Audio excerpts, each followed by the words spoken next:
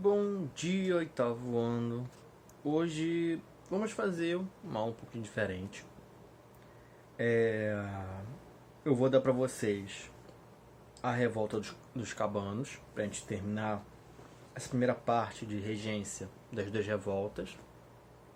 Aí a gente fala no grupo e a gente vai fazer em aula mesmo, as atividades das páginas 311 e 312. Mas, professor, eu tô vendo aqui que Revolta dos Cabanos é pouca página. E o exercício a gente não vai levar tanto tempo assim fazendo. O que vai ser o resto da aula? O resto da aula eu vou dar uma revisão para vocês. A nossa prova é semana que vem. Então a gente vai fazer uma revisão no grupo do Telegram. Eu vou dar um vídeo bem curtinho da revisão, porque eu quero mais conversar mesmo com vocês lá no grupo sobre a matéria em si. E depois da revisão da matéria, que é o primeiro reinado, eu vou passar para vocês uma atividade de revisão para a semana que vem, que para vocês exercitarem o que a gente viu. E para fazer essa atividade vocês vão ter que estar estudando, então meio que é botado enquanto estão estudando em prática. Mas vamos para a matéria agora. Revolta dos Cabanos.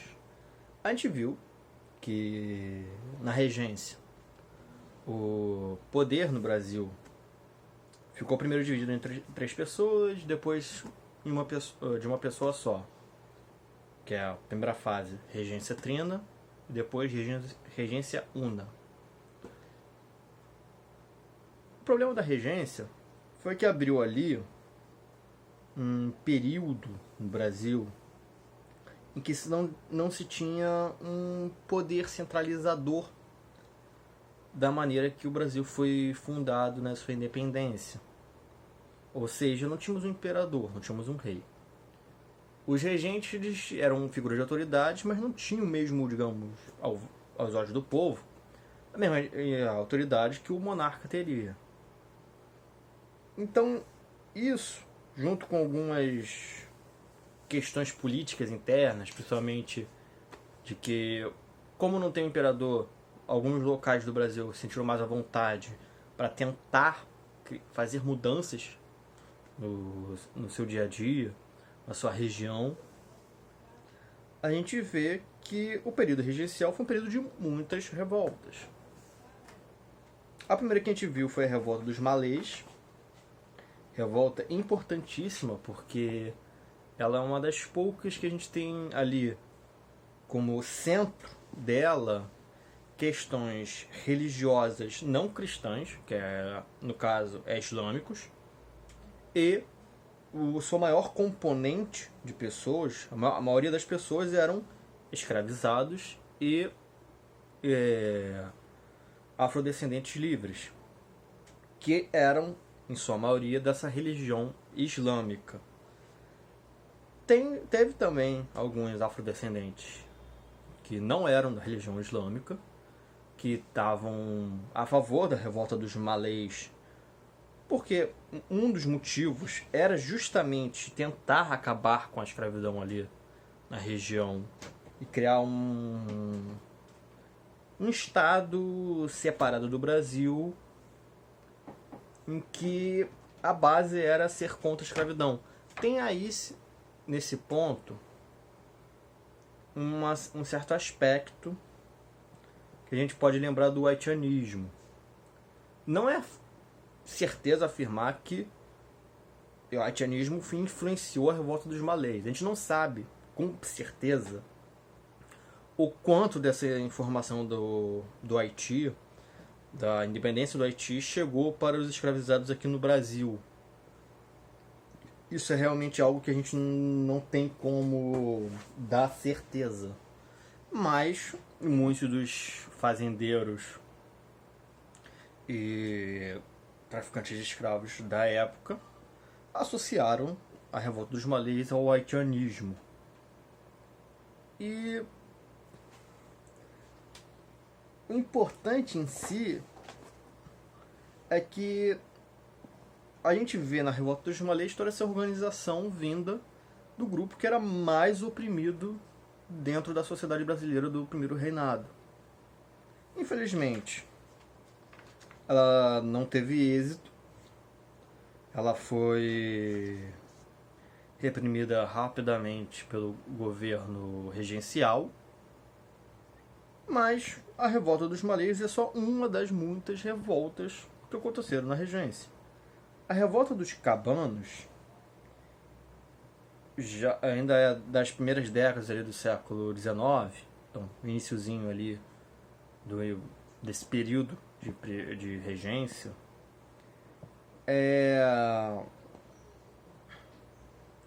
Ela aconteceu na região do Grão-Pará. O que é o Grão-Pará? O Grão-Pará era uma província muito grande que tinha em sua composição de terreno parte dos territórios do Pará, Amazonas, Amapá, Rondônia, Mato Grosso e Rondônia.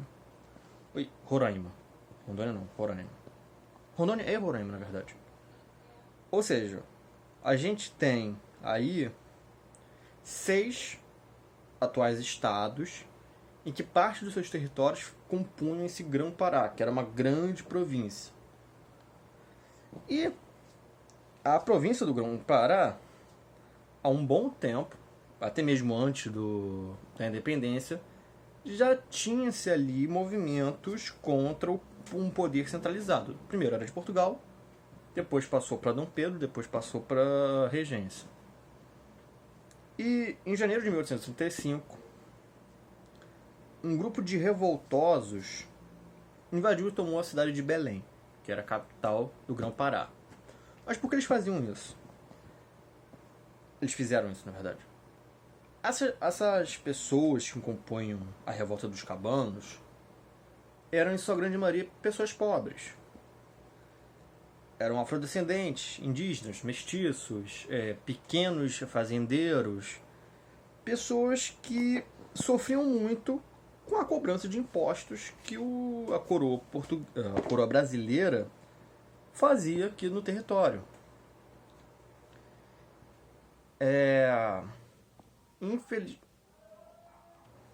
Turma, não se assustem, houve uma pequena falta de luz. Parei a gravação, estamos voltando agora com ela. Porque as pessoas dos cabanos sofreram com uma grande cobrança de impostos, porque eles já não tinham muito arrecadação com o que eles podiam vender, com o que eles podiam lucrar. Principalmente no caso, nós falamos de afrodescendentes livres, dos mestiços e dos indígenas. Os pequenos fazendeiros, eles tinham uma arrecadação, mas, digamos, não era uma coisa confortável. O que eles conseguiam ganhar, a maioria ia para os impostos, e as mercadorias em si estavam caras. Então, mesmo quem tinha um pouquinho de terra para plantar e produzir, vivia em grande dificuldade. As pessoas que não tinham, que dependiam de serviços, sofriam mais ainda, porque o pagamento era muito ruim. E comprar comida e outras coisas, roupa, era complicado, estava tudo muito caro. E muitos deles também tinham a questão da escravidão. A gente está falando de afrodescendentes indígenas, e mestiços também, grupos étnicos que eram vistos como passíveis de serem escravizados, ou até nascerem escravos. E isso juntou aí duas insatisfações: a escravidão e suas injustiças, sua grande exploração do ser humano, e altos impostos e preços altos. Juntou-se então uma grande, digamos, comunidade insatisfeita em torno do que o governo estava fazendo. E em janeiro de 1835, digamos que essa insatisfação chegou num ponto que não dava mais para aguentar. eles precisavam resistir e, de alguma forma, expulsar esse governo. Esse foi o sentimento deles. Por isso que eles se organizaram e foram tomar a cidade de Belém. Os cabanos, como eram conhecidos esses revoltosos, tomaram o poder e chegaram a declarar uma separação da província do resto do Brasil. Ou seja, o Grão-Pará, por um tempinho aí, de 1835 a 1836, foi separado do resto do Brasil. Se tornou uma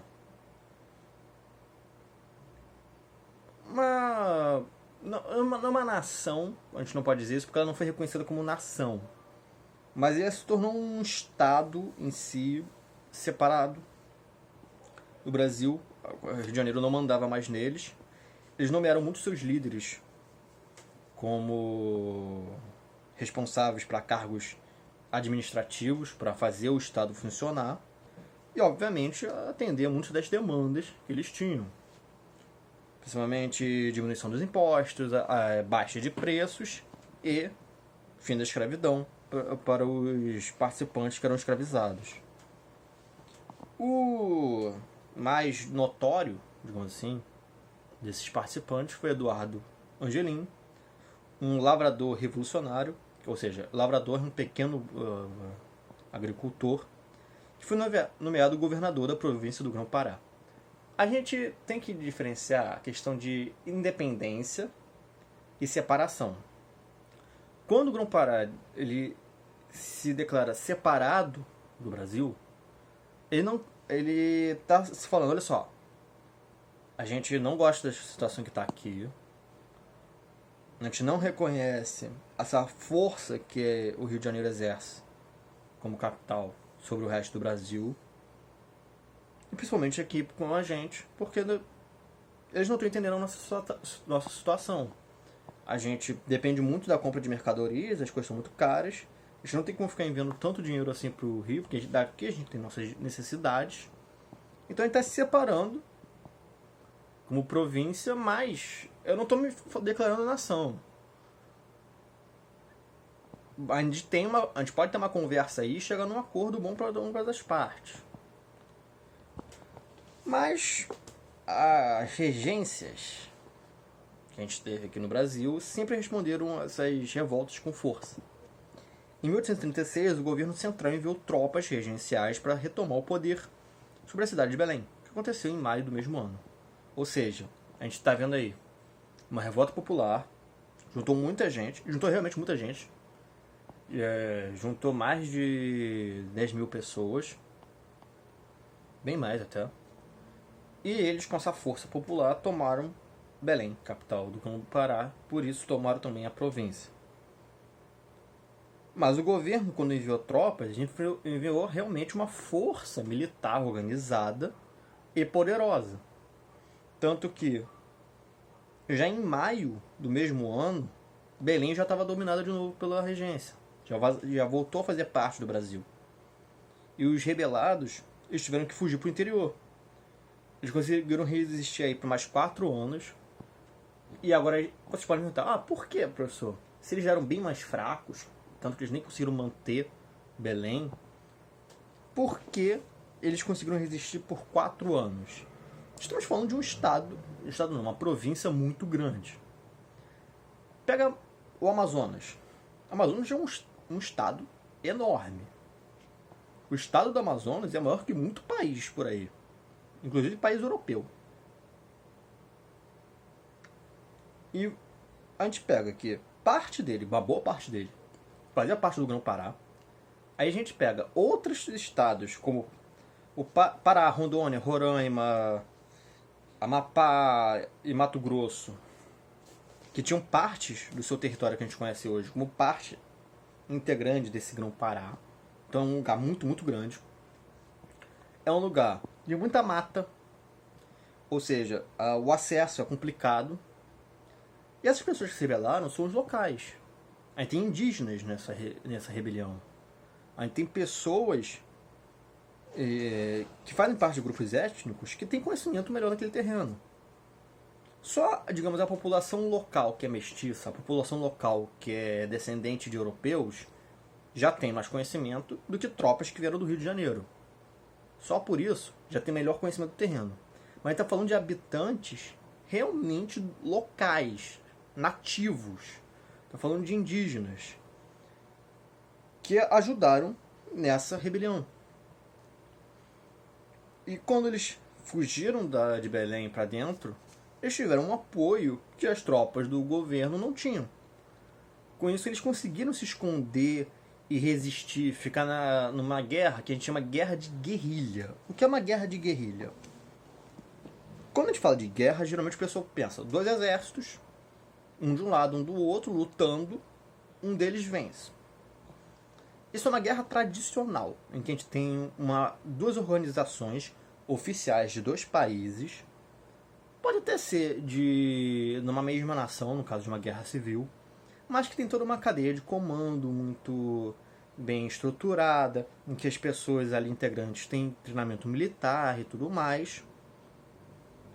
E que existem certas, digamos, características de combate, que é um combate de frente, que vai lutar para tentar avançar, tomar o território. Isso é a guerra tradicional. A guerra de guerrilha, que é o que os rebelados fizeram, estamos em menor número, somos mais fracos, mas não vamos desistir. Eles fogem para o interior e ficam fazendo ataques e saídas, ataques e saídas, ataques e saídas. A gente vem aqui, ataca onde aqui as tropas estão fracas e a gente vai embora. A gente não fica para tomar aquele local. Essa é a tática de guerrilha. A tática de guerrilha é geralmente empregada por um exército mais fraco, mas não é a regra, em que se usa muito do conhecimento da geografia local, da composição da cidade, se for numa cidade, para poder fazer ataques direcionados num ponto, para causar às vezes pânico, até mesmo desorganização, e depois recuar. Essa foi a tática dos rebelados por muito tempo, nesses 4 anos.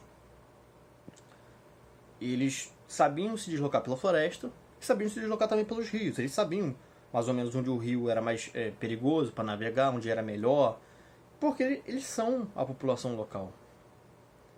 Só que em 1840, com cerca já de 30 mil mortos entre os rebelados, a rebelião foi finalmente contida pelo governo.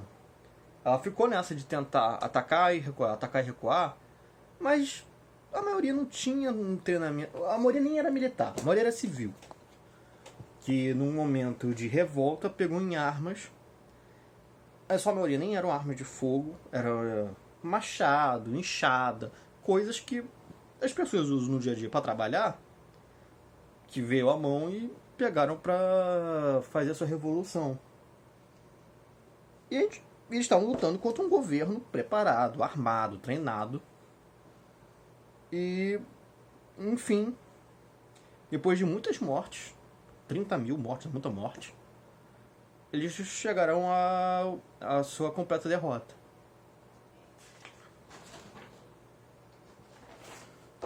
Vamos ler aqui uma parte de cidadania no dia a dia, que é a culinária paraense. A culinária paraense é uma das mais ricas e representativas do nosso país.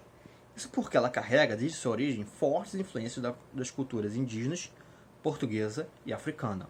Por quê? O Pará, ele é um estado que ele não fica no litoral, ele é mais para dentro.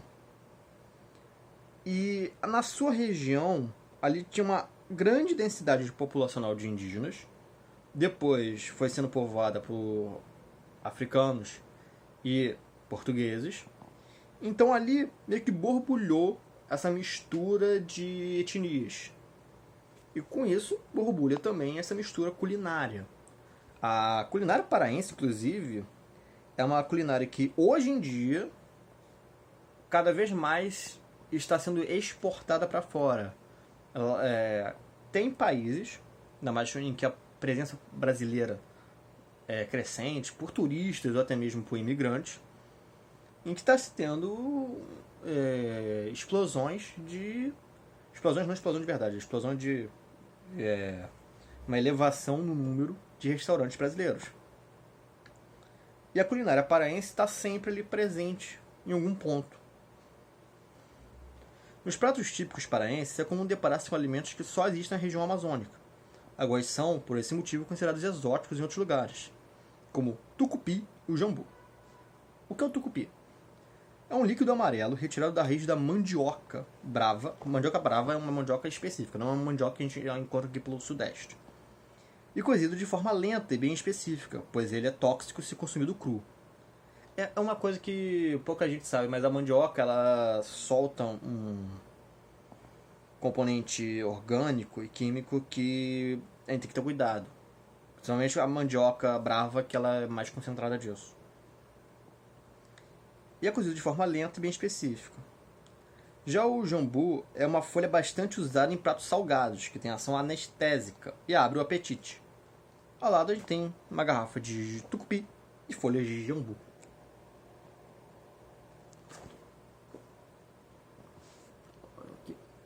Vou mostrar de novo, acho que eu mostrei errado.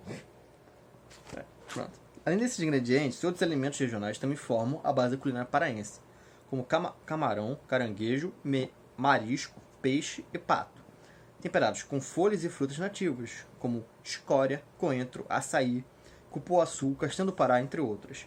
Uma coisa que é a grande diferença, que meio que ficou famosa na internet. O açaí, que a gente come geralmente aqui no Rio, que é aquele açaí doce, gelado, ele é consumido de uma forma completamente diferente lá no norte. Aqui, a gente pega a polpa do açaí, que é o açaí já amassado, trabalhado, congela ele e adoça. Lá, eles comem de uma maneira salgada. O açaí ele geralmente é frito, botado ali um tempero. Eu tenho conhecidos lá do norte que falam que eles comem açaí como se come uma pipoca. Bota num balde e vai comendo.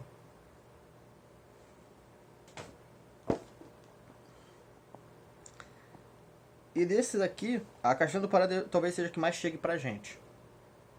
É o produto talvez do norte que mais circula no Brasil, a castanha do Pará, porque ela é usada também em outros pratos de outras regiões. O Brasil é tão grande que a gente tem regionalismo em culinária. Não se come a mesma coisa em todos os lugares do Brasil, porque a gente é realmente um país muito, muito grande. Aqui tem uma foto do pato no tucupi, que é um dos pratos mais conhecidos do Pará. Feito com tucupi e jambu, costuma vir acompanhado de arroz branco e farinha d'água.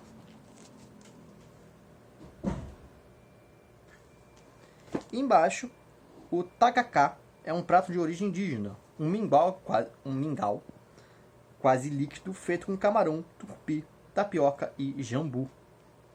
A tapioca é outra também que se espalhou pelo Brasil. Muito por causa da cultura de malhação, de academia.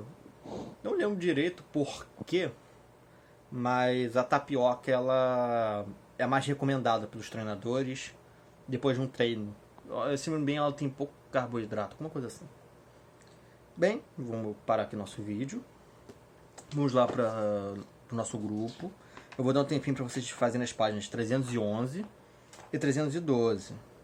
Ele pega a matéria da nossa outra aula, da semana passada, e a matéria dessa aula. Então, qualquer dúvida que vocês tiverem, podem perguntar, que eu ajudo a fazer o exercício de casa. Dessa vez, como é um dever de casa, eu vou fazer correção de questão a questão. Não vou mandar a foto da página inteira, para poder a gente corrigir ali ao mesmo tempo, acompanhar o porquê das respostas e tudo mais. Tudo bem, turma? Vamos lá para o nosso grupo.